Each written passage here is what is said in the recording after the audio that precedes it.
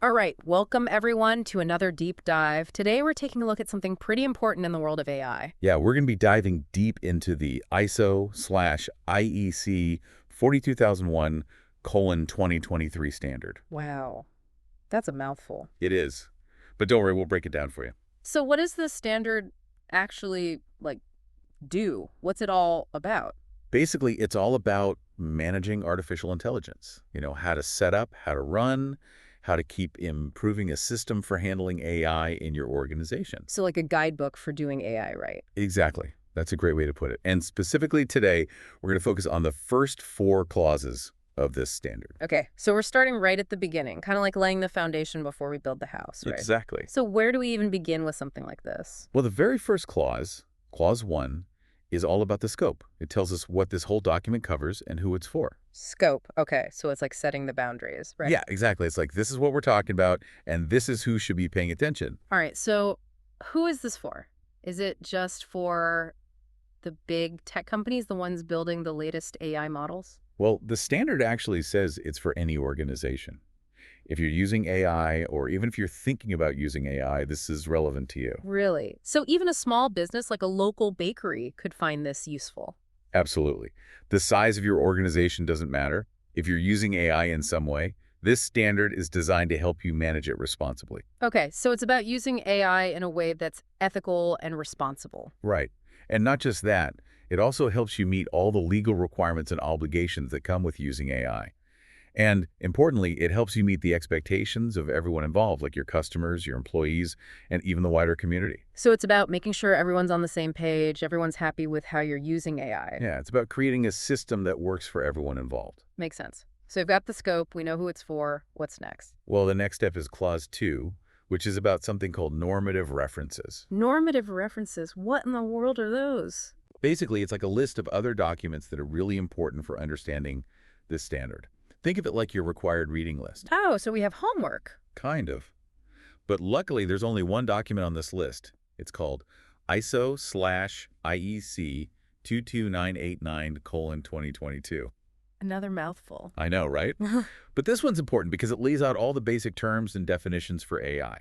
So it's like a dictionary we can all agree on. Okay, so if we want to speak the same AI language, we need to check out this 22989 document. Exactly. It's all about making sure everyone's on the same page, using the same terminology. That way, when we talk about AI management systems, we all know what we mean. Okay, so we've got the scope, we've got our AI dictionary. What's next on our journey through the standard? So now we come to clause 3. Hit me with it. This one's all about, you guessed it, terms and definitions. So more definitions. We already have the AI dictionary. Well, this is where the 42001 standard itself lays out the key terms that it's going to use throughout. So we're building on that shared vocabulary from clause 2. Exactly. This is like adding another layer of precision and clarity to our AI language. Okay, give me some examples. What kind of terms are we talking about here? Well, one of the first ones is organization. And it might seem obvious, but they actually define it very specifically. It's any person or group of people that has responsibilities and relationships to achieve its objectives. So that could be a single person running a business or a huge multinational company. Right. It covers pretty much any entity that's trying to get things done. Okay, that makes sense. What else? Another important term is interested party.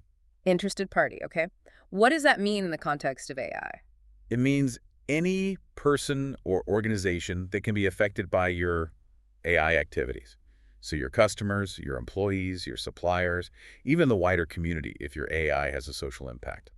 So anyone who has a stake in how you're using AI. Exactly. What about top management?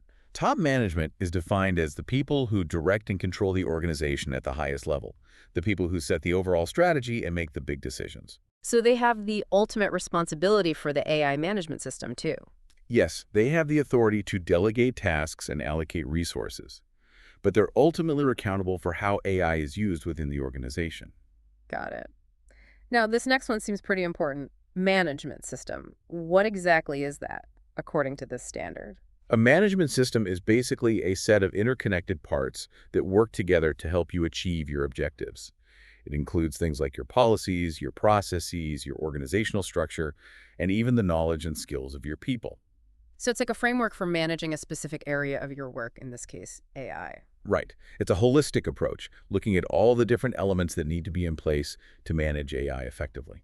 Okay, so we've got organization, interested party, top management, and management system. What else is defined here? Well, two more important terms are policy and objective. A policy is basically your high-level statement of intent. It sets out the overall direction and principles for how you're going to manage AI. And then an objective is a specific result that you want to achieve with your AI system. So the policy is like the big picture, the guiding principles, and the objectives are the more concrete goals you're working towards. Right. And the standard is very clear that your AI objectives need to be aligned with your AI policy. They can't contradict each other. That makes sense. So are there more definitions in this clause? Well, there are a lot more. We've got risk, process, competence, documented information, and a whole bunch of others. Wow, that's a lot to take in. I know, right? But it's all about making sure we have a shared understanding of the language we're using. For now, just know that these terms are all clearly defined within the standard, so you can always refer back to Clause 3 if you need a reminder. Okay, that's good to know. We can consider this our AI glossary, so we've tackled the scope and the definitions. What's up next? Well, now it's time to look at Clause 4. Okay, what does Clause 4 have in store for us? This one is all about the context of the organization. It's about taking a step back and really understanding the environment in which your AI management system will operate. So it's about looking at the bigger picture, both inside and outside the organization. Precisely. And there are two main parts to this clause. The first one is about understanding the organization and its context. Okay, so what kind of things do we need to understand about the organization? Well, first, you need to identify both external and internal issues that are relevant to your AI management system. So things happening in the wider world and things happening within the organization itself. Right. And the standard gives a bunch of examples like changes in technology, new laws and regulations, shifting market trends, and even things like climate change. Climate change. How does that fit into AI management? Well, AI can have a big impact on the environment, both positive and negative. So you need to consider how your AI activities might contribute to climate change, or how they might be used to help mitigate it. Okay, that's interesting. So we need to look at the big picture, the global context as well. Yeah, and the standard also highlights the importance of understanding your internal context. Things like your organizational structure, your culture, your resources, your policies, and your existing processes. So it's about getting a really clear picture of where your organization stands before you even start building your AI management system. Exactly. You need to know your strengths, your weaknesses, and your overall capabilities. Makes sense. And the standard also mentions specific roles within the organization, right? Yes, it highlights a whole bunch of roles, like AI developers, data providers, AI users, even AI subjects. It's a reminder that there are many different people involved in the AI ecosystem. So you need to think about all the different stakeholders, all the people who will be affected by your AI system. Right. And the standard stresses that these external and internal issues can be both positive and negative. It's not just about identifying potential problems. So you might have some existing strengths or opportunities that you can leverage in your AI management efforts. Exactly. It's about being aware of the full picture, both the challenges and the potential benefits. Okay, so once we've got a good grasp of the organizational context, what's next? The next part of Clause 4 is about understanding the needs and expectations of interested parties. Right, so we're going back to those interested parties we talked about earlier. Yeah, remember those. We define them as anyone who can be affected by your AI activities. I remember, so now we need to figure out what they actually want from us, what their expectations are. Exactly. And the standard is very clear about this. You need to identify the specific needs and requirements of each interested party. So we need to actually listen to them, find out what they care about. Yes. And it might be different things for different groups. Your customers might be concerned about privacy, while your employees might be worried about job security. And regulators might have a whole set of legal requirements that we need to meet. Exactly. So you need to gather all this information, and then you need to decide which of these requirements you're going to address through your AI management system. Okay, so we can't just ignore them. We have to actively engage with these stakeholders and take their needs into account. Right. And the standard specifically mentions that these requirements can include things related to climate change, again, highlighting the importance of that broader context. So we need to think about the environmental impact of our AI activities, as well as the social and economic impacts. Exactly. It's about taking a holistic approach to AI management. Okay, so we've understood the organizational context. We've identified the needs of our stakeholders. What's next? Well, now we come to Clause 4.3, which is about determining the scope of the AI management system. Okay, so now we're getting down to the specifics of what our system will actually cover. Right. This is where you draw the boundaries, you define the limits of your AI management system. So which parts of our organization, which AI activities, will be governed by this system? Exactly. And the standard is very clear about how you need to do this.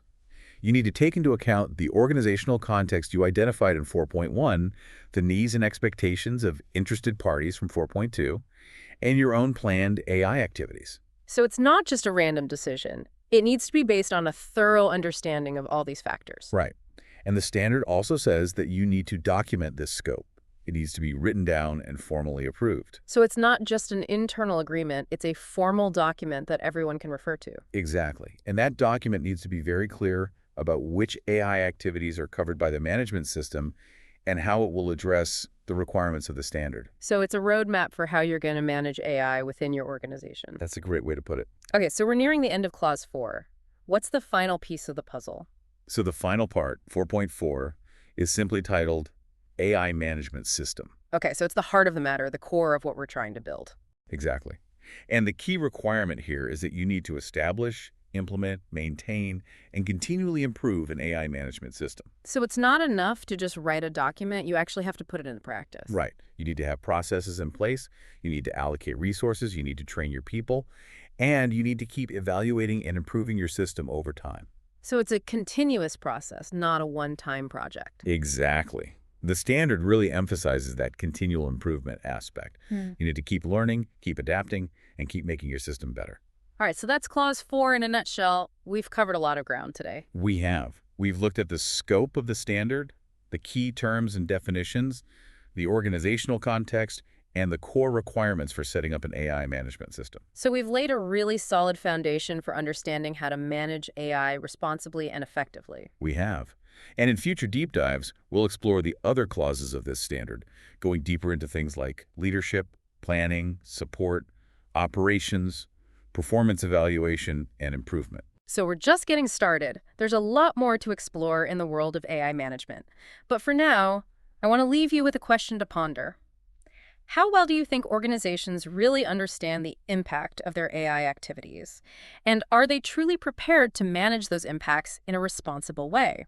Think about it, and we'll pick up this conversation next time. Thanks for joining us on this deep dive.